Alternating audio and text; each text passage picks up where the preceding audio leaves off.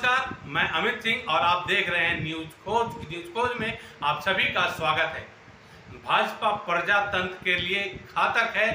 यूं कहें तो भाजपा आम जनता के लिए स्वीट पॉइजन की तरह काम कर रही है। ये आरोप बहुत बड़ा आरोप है। ये हम नहीं कर रहे हैं, ये जदयू के जिला अध्यक्ष प्रेस कॉन्फ्रेंस के दौरान इस बात को बताया है और मीडिया के सामने इस बात तथ्य को रखा है।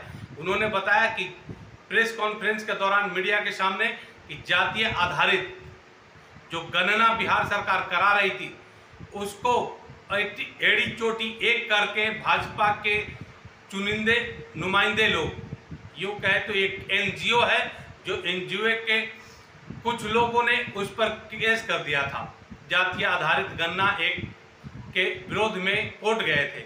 अब कोर्ट उच्च न्यायालय ने इस पर उस केस को खारिज करते हुए फिर से बिहार में जातीय गणना कराने की पुष्टि कर दी है। यूँ कहे तो नीतीश कुमार को एक बहुत बड़ी जीत हुई है, जिसमें उन्होंने उच्च न्यायालय ने एक मुहर लगा दिया है।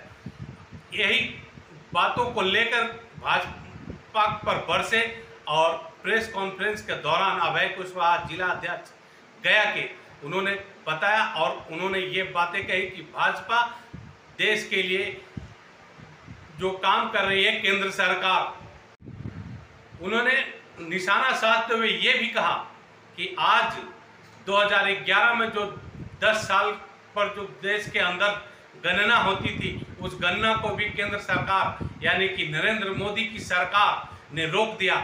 पहले तो कोरोना का हवाला दिया। आपको बता दें कि उन्होंने कहा कि देश के का दुनिया के 80 देशों ने जातीय गणना करा लिया, लेकिन भारत देश में गणना को रोक दिया गया।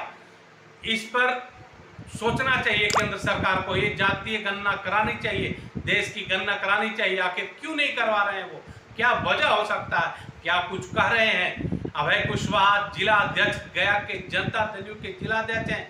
देखें ये रिपोर्ट। यूथ फॉर इक्वलिटी एक एनजीओ है। उसी एनजीओ के तहत जातीय जनगणना रोकने के लिए याचिका दायर किया गया था। ये जो एनजीओ है, इसके मालिक कौन है,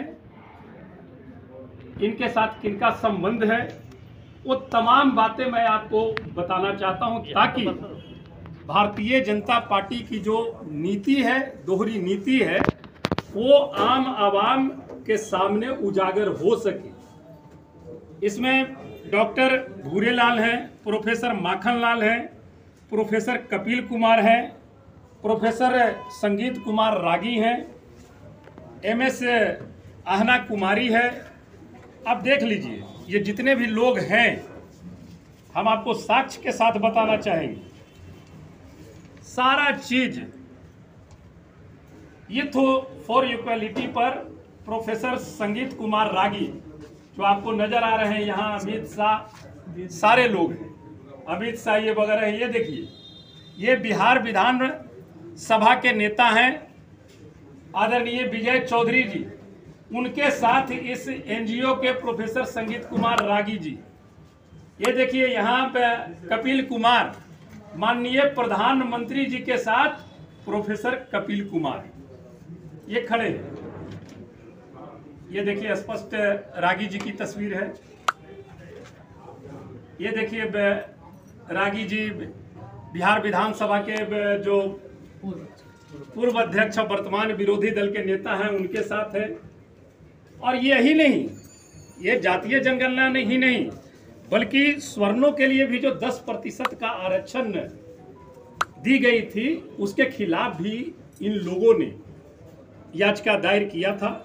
हम सिर्फ ये कहना चाहते हैं कि भारतीय जनता पार्टी, जब माननीय उच्च न्यायालय का जब कल फैसला आया और उनके याचिका को खारिज किया गया, तो भारतीय जनता पार्टी के शीर्ष नेता, जो कभी उप मुख्यमंत्री थे, कभी जो विधानसभा के अध्यक्ष हुआ करते थे, वैसे व्यक्ति आप ही लोगों के माध्यम से बोलने का काम कर रहे हैं कि हम बिहार में जातीय जनगणना के पक्षधर थे, पक्ष में थे। जब आप जातीय जनगणना के पक्ष में थे, तो आप इसके विरुद्ध आपको याचिका बैकग्राउंड से दायर कराने की क्या आवश्यकता पड़ गई? हम ये दोहरा जो इनका चेहरा है वो जनता के सामने हम लोग उजागर करना चाहते हैं। यही नहीं है, इनका कारनामा, भारतीय जनता पार्टी के जितने भी शीर्ष नेता हैं, इनका कारनामा यहीं तक के नहीं रुका है। ये मान के चलिए कि जाति जनगणना ही नहीं, जनगणना के भी ये विरोधी हैं। 2011 में जनगणना हुई थी आखिरी, 10 साल पर जनगणना 2021 में हो जाना था। 2021 से कोरोना काल का हवाला देते हुए उसने जनगणना नहीं करवाई। 2020 से लेकर आज तक दुनिया के 80 से अधिक देशों में अपने अपने संसाधन के तहत हर एक देश ने जनगणना करा ली। यही नहीं, ताज्जुब की बात है, अभी पाकिस्तान कितना पिछड़ा देश है, उस देश ने भी 10 साल के फॉर्म को पूरा करते हुए उसने भी जनसंख्या करा ली। लेकिन हमारे भारतीय जनता पार्टी की सरकार, नरेंद्र मोदी जी की सरकार, 2021 में जनगणना होनी थी, 2021 में उन्होंने जनगणना नहीं कराई। अब समझ लीजिए इस बात से 2026 में परिसीमन होना है। जब जनगणना नहीं हुई तो परिसीमन किस आधार पर होगा? और जब परिसीमन नहीं होगा तो SC ST वर्गों को लोकसभा हो, राज्यसभा हो, विधानसभा हो इत्यादि में उनके जनसंख्या के आधार पर मिलने वाले जो उनका अधिकार होगा, उस अधिकार से उनको वंचित कर दिया जाएगा। तो ये साजिश भारतीय जनता पार्टी की, हम जनता दल के जितने भी साथी हैं जिला से, हम लोग ये उजागर करना चाहते हैं कि जनता भारतीय जनता पार्टी की नीयत और नीति को समझे। इनकी नीयत है, ये बोलते कुछ है, करते कुछ है, दिखाते कुछ है और पीठ में आपका छुरा भोंकने का भी काम करते हैं। ये पिछड़े अति पिछड़ों के अहित करने वाले लोग हैं। पिछड़ा अति पिछड़ा का आरक्षण भी समाप्त करने का काम इन्होंने किया था। हम आपको बताना चाहेंगे कि इसके अंतर्गत जब आरक्षण की बात आई थी पिछड़ा की, तो उस समय भी पीठ में इन्होंने खंजर भोंकने का काम किया था और अति पिछड़ा और पिछड़ा का आरक्षण खत्म करने के लिए ये बैकडोर से दूसरे लोगों को सामने कर करके जो भारतीय जनता पार्टी के एजेंट हैं अमित शाह जी और प्रधानमंत्री नरेंद्र मोदी जी के साथ गलबहिए जो मिलाते हैं, उन लोगों के कंधे पर रख करके अति पिछड़े के हक और अधिकार को मारने का ये काम कर रहे हैं।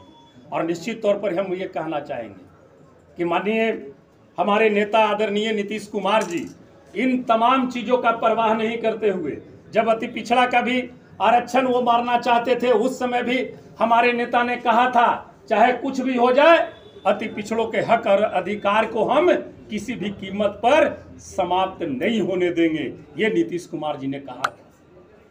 और आज भी वो कहे कि उच्च न्यायालय का हम स्वागत करते हैं। और यही नहीं, 3 राज्य मैं बताना चाहूंगा आपको, भाजपा शासित प्रदेशों में जाति गणना कराना तो दूर, इसकी कभी मांग भी उन लोगों ने नहीं की जहां जहां भारतीय जनता पार्टी की राज्य में सरकार है। अगर भाजपा जाति आधारित जनगणना के पक्ष में थी तो कर्नाटक में कराई गई जातीय गणना की रिपोर्ट को अपने शासनकाल में क्यों नहीं सार्वजनिक किया? ये सवाल है।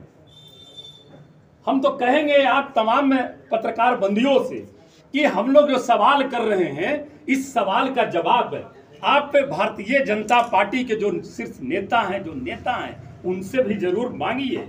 अगर भाजपा जातीय आधारित गणना के पक्ष में थी तो वर्ष 2011 में केंद्र सरकार द्वारा कराए गए सामाजिक आर्थिक जाति गणना SCCC 2011 को आज तक सार्वजनिक क्यों नहीं किया? ये तमाम सवाल हैं। तो इस सवाल का जवाब आने वाले समय में जनता के बीच भारतीय जनता पार्टी के लोगों को देना होगा। ये भारतीय जनता पार्टी के लोग सिर्फ दिखाने के लिए करते हैं और करते कुछ और हैं। इनकी नीयत और नीति को हम लोग आम आवाम के बीच उजागर करने के लिए आज आप सभी साथियों को आपको हमने बुलाने का काम किया है। आप सभी लोग आए, इसके लिए हम आपका जनता दल यू के तरफ से धन्यवाद प्रकट करते हैं और निश्चित तौर पर ये कहेंगे कि माननीय नेता नीतीश कुमार जी के नेतृत्व में जो 80% काम पूर्ण हो चुका था बिहार में जातीय गणना की, वो आने वाले समय में 100% पूर्ण होगी और आने वाले समय में अन्य राज्यों में भी जातीय गणना निश्चित तौर पर होगा, ये हमारा मानना है। तो कहे थे कि असंवैधानिक है तरीके से किया गया है, इसलिए ये कोर्ट इसका फैसला करेगा। और जब कोर्ट ने उनके याचिका को खारिज कर दिया तो देखिए वही बयान बदल के दे रहे हैं। वो कहते हैं कि नहीं हम जातीय गणना के पक्ष में हैं। सुधार कहाँ? उनकी तो याचिका को ही खारिज कर दिया गया। याचिका को ही खारिज कर दिया गया। ऐसा क्यों बयान दे रहे हैं? अब उनकी नीति को आप समझ सकते हैं। ये सिर्फ अति पिछड़ा, दलित, महादलित जो कमजोर वर्ग हैं उनके ये घोर विरोधी भारतीय जनता पार्टी है और इस चीज को कमजोर वर्ग के लोगों को समझने की जरूरत है। और वही चीज हम आम आवाम को समझाना चाहते हैं कि वो बोलते हैं कि आपके हितैषी हैं, लेकिन वो आपके हितैषी नहीं है। आपके पीठ में हमेशा वो खंजर भोंकने का काम कर रहे हैं कि ताकि ये जो पिछड़ा वर्ग है, दलित है, महादलित है, ये ऊंचा नहीं उठे। मतलब जहां है मतलब वही ये दबा है के कि रखना चाहते भाजपा जो है कि दलित के लिए एक स्वीट पॉइजन है।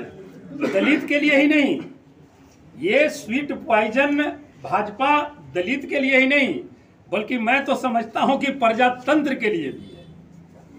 दलित हो, महादलित हो, पिछड़ा हो, अति पिछड़ा हो, सबके लिए ये स्वीट पॉइजन है। सभी लोगों का हक और अधिकार ये खत्म करना चाहते हैं और हक और अधिकार ये अपने सीमित जो लोग हैं उनके बीच देने का हाईकोर्ट काम ने करते हैं। फैसला किया, इसके पक्ष में आप लोग खुशी है?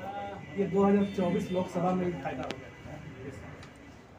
देखिए, हम लोग इस काम को किसी चुनाव के मद्देनजर हम लोग नहीं कर रहे हैं। 2024 का लोकसभा हो या 2025 का विधानसभा हो, जब लोकतंत्र ही नहीं बचेगा तो चुनाव का कोई मायने रह जाएगा।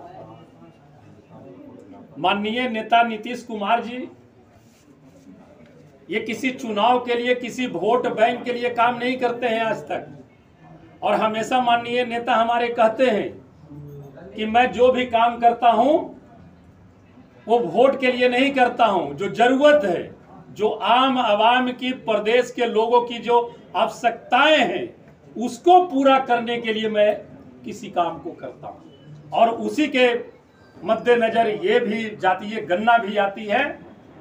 बिहार में जातीय गणना होगी तो किस जाति के लोग कितनी संख्या में हैं, वो कहां तक विकसित हमने किया है और किन किन चीज़ों की आवश्यकता है, किनको हम किस रूप में ला करके और हम उन्हें विकसित कर सकें, इसके लिए वो काम कर रहे हैं। ये 2024 का चुनाव 2025 के चुनाव के लिए काम नहीं किया गया है।